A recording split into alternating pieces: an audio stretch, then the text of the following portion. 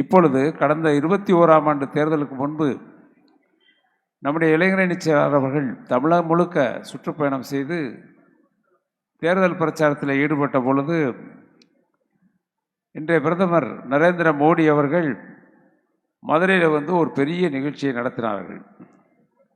தென் தமிழகத்தில் இருக்கின்றவர்களெல்லாம் அழைத்து, நான் தென்னாட்டிற்கு எய்ம்ஸ் மருத்துவமனையை மதுரையிலே அமைக்கின்றேன், டெல்லியில் இருக்கக்கூடிய எய்ம்ஸ் மருத்துவமனையை மதுரையில் அமைக்கின்றேன் என்று பெரிய விளம்பரங்களாம் செய்து பெரிய ஆர்ப்பாட்டம் செய்தார்கள். எப்படியும் தேர்தலில் வெற்றி பெற்றலாம் என்று கனவு கண்டார்கள்.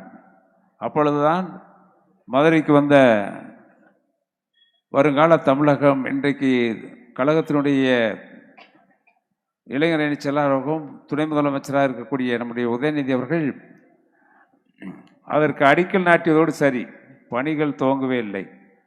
ஒரு செங்கலை கூட வைக்காத மத்திய அரசிற்கு வாக்களிக்க கூடாது, பிரதமர் ஒரு செங்கலை கூட அங்கே வைக்கவில்லை என்றுதான் ஒரு செங்கலை காட்டி தமிழகம் முழுக்க சுற்றுப்பயணம் செய்து மக்களுடைய மிகப்பெரிய ஆதரவை திரட்டினார்கள் என்பதை நம்முடைய அண்ணன் பொருளாளர் அவர்கள் இங்கே சொன்னார்கள். உண்மையிலே ஒரு பெரிய மாற்றம் மக்கள் மத்தியிலே உருவானது. நாட்டினுடைய பிரதமர் அடிக்கல் நாட்டி விட்டு சென்று விட்டார், எதுவும் நடக்கவில்லை என்று மக்களெல்லாம் நமக்கு ஆதரவாக வாக்களித்தார்கள் என்பதை நாம் மறக்க முடியாது.